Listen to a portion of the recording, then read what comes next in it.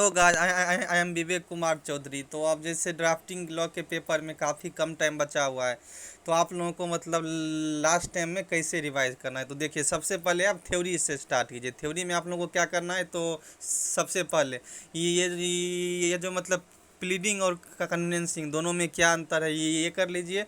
उसके बाद प्लीडिंग क्या होता है, प्लीडिंग के क्या होते हैं रूल, ये कर लीजिए।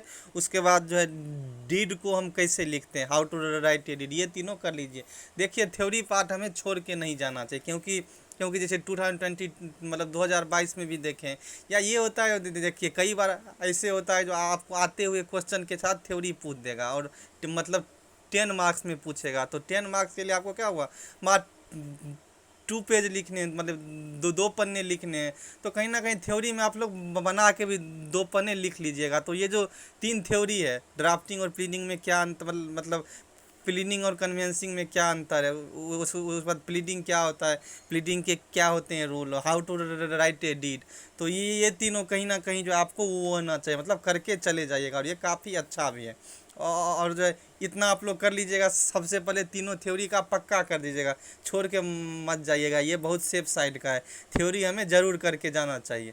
और उसके बाद क्या करना है, उसके बाद आ जाइए आप पार्ट बी में। पार्ट बी जो है बहुत ज़्यादा इजी है। पार्ट बी में देखिए, पार्ट बी में क्या होता है, जो भी हम जो है डीड लिखने, मतलब कैसे डीड लिखना, इसका वीडियो पहले ही बना चुके हैं, तो आप लोग प्ले लिस्ट में जाके देख सकते हैं। तो सबसे पहले देखिए पार्ट बी में आइए। पार्ट बी बहुत ईजी है। Sale deed, lease deed, will, उसके बाद जाइए पार्टनरशिप एंड परमानेंट इंजंक्शन, ये 5 जो है कर लीजिएगा। मतलब और जो है आप लोगों को डीड जो है लिखना आना चाहिए। ये नहीं है, देखिए डीड लिखने का एक ही तरीका होता है। तो हमारा वीडियो देखिएगा तो आप लोगों को समझ में आ जाएगा। तो ये 5 जो है पार्ट बी से कर लीजिएगा। उसके बाद 3 थ्योरी कर लीजिएगा। फिर आ जाइए पार्ट ए में।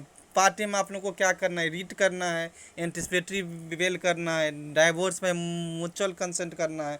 उसके बाद एक जगह कंज्यूमर प्रोटेक्शन का वो है, वो कर लेना है। उसके बाद देखिए इतना कर लीजिएगा।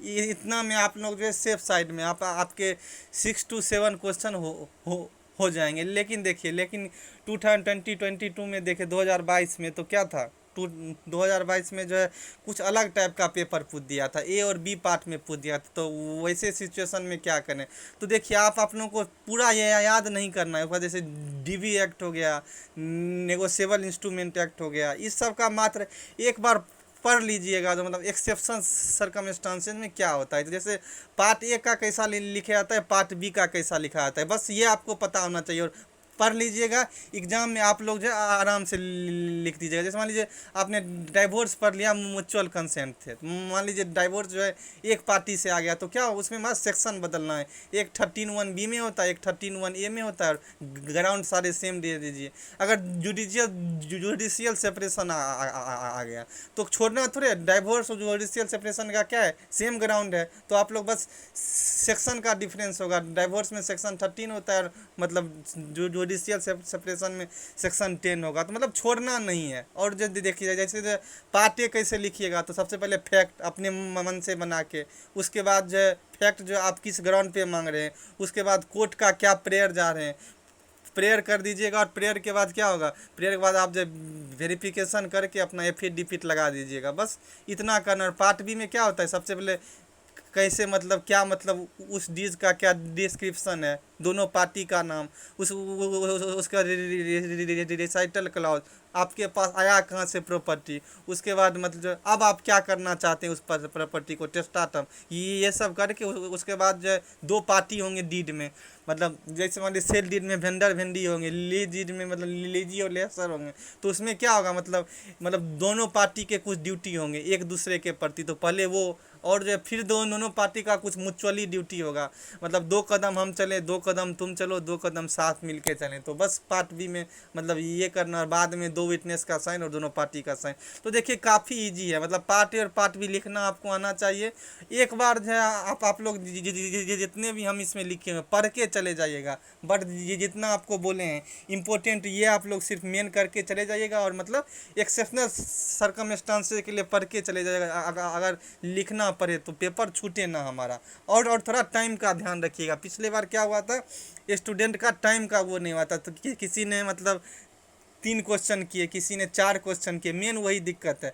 चाहे आप 5-5 पेज ही लिखिए, 5 पेजेज ही लिखिए, बस पाँचों क्वेश्चन ख़त्म करके आइएगा। और सब जो है पेपर कोई मत छोड़िएगा। और जो भी पाँचों क्वेश्चन ख़त्म करके आगे उसके 60+ मार्क्स जो है पक्के मिलेंगे। तो यही आप लोगों को पेपर छोड़ के नहीं आना है। टाइम का मैनेजमेंट जो है एग्ज़ाम में मतलब ध्यान रखिएगा। ड्राफ्टिंग में मेन दिक्कत यही है।